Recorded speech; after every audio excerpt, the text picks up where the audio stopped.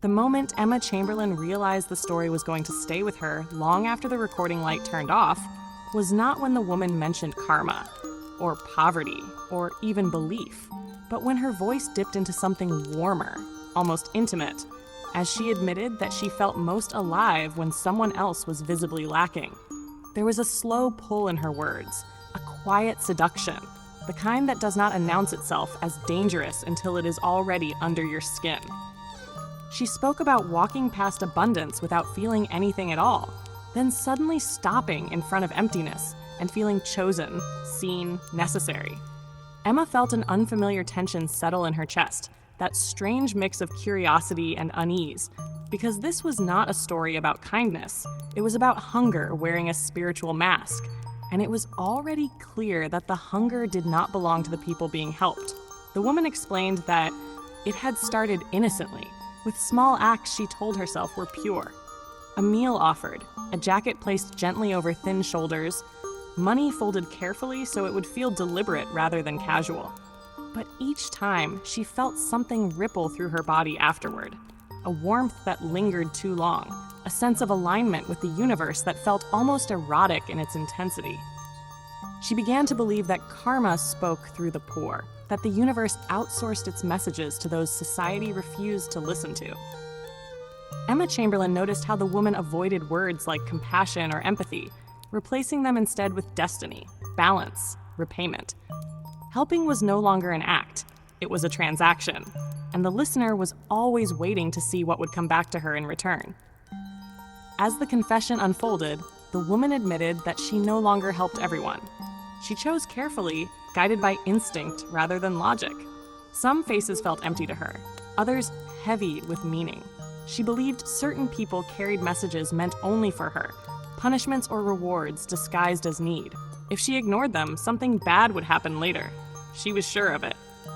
Emma felt a quiet dread rise as the woman described moments of pleasure mixed with fear. How her heart raced when she considered walking past someone desperate. How relief washed over her when she gave in. In those moments, generosity felt like survival. The woman was not saving anyone. She was bargaining with existence itself, terrified that if she stopped giving, she would be exposed as unworthy of being protected.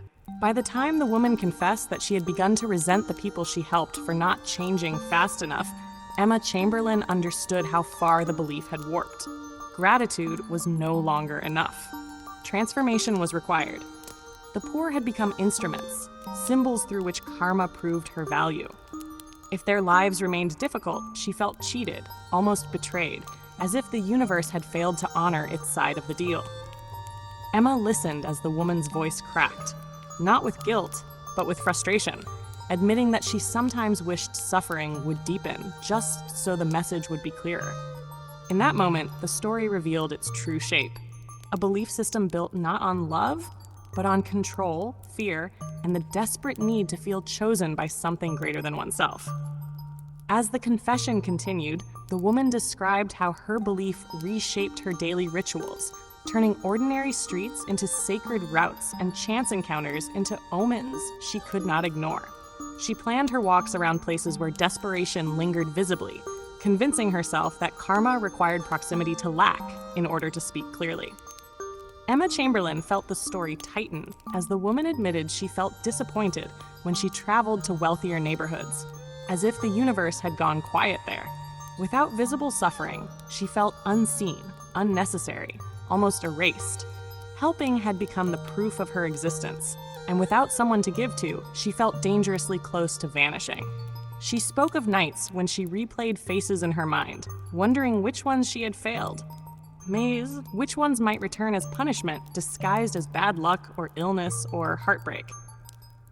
The woman's fear was no longer about morality, but about abandonment by the invisible system she believed governed her worth. Eventually, the woman confessed that she had begun testing karma, pushing boundaries to see how much control she truly had. She would withhold help on purpose, just to watch what happened next. A missed train, a sudden argument, a headache that lingered too long would send her spiraling into guilt. She became hyper-aware of every inconvenience, interpreting it as a direct response to her actions. Emma Chamberlain could hear the exhaustion beneath the obsession, the way belief had turned into a cage rather than a guide. The woman admitted that she no longer trusted her own kindness, questioning whether any good act could exist without expectation. Even generosity felt contaminated, soaked in fear and desire. She was not asking how to stop believing, only how to survive believing without losing herself completely. In the quietest part of the recording, the woman revealed the moment everything shifted. One evening, after giving money to a man she had seen countless times before, she waited for the familiar rush, the reassurance that she had pleased the universe. It never came. Instead, she felt hollow, exposed, almost ashamed. The man thanked her without looking at her, his voice flat, uninterested in carrying any message at all.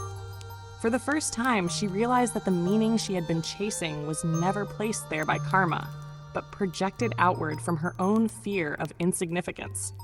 Emma Chamberlain sat with that realization, understanding how seductive it is to believe the universe is watching closely, assigning value through rituals and signs, rather than accepting the quieter truth that meaning is fragile and often self-made. By the end of the story, there was no neat resolution, only a fragile awareness beginning to form. The woman admitted she did not know how to help without turning people into symbols, or how to believe in karma without turning it into a judge. She wondered aloud whether true kindness might be quieter, less rewarding, almost invisible. Emma Chamberlain closed the conversation, feeling the weight of that question linger, recognizing that the most unsettling stories are not about cruelty, but about the ways people bend goodness until it serves fear instead of love. The confession did not end with redemption, only with uncertainty. And perhaps that was the most honest ending possible. The understanding that believing too hard in meaning can sometimes strip meaning away, leaving behind only the echo of what we hoped the universe would give us back.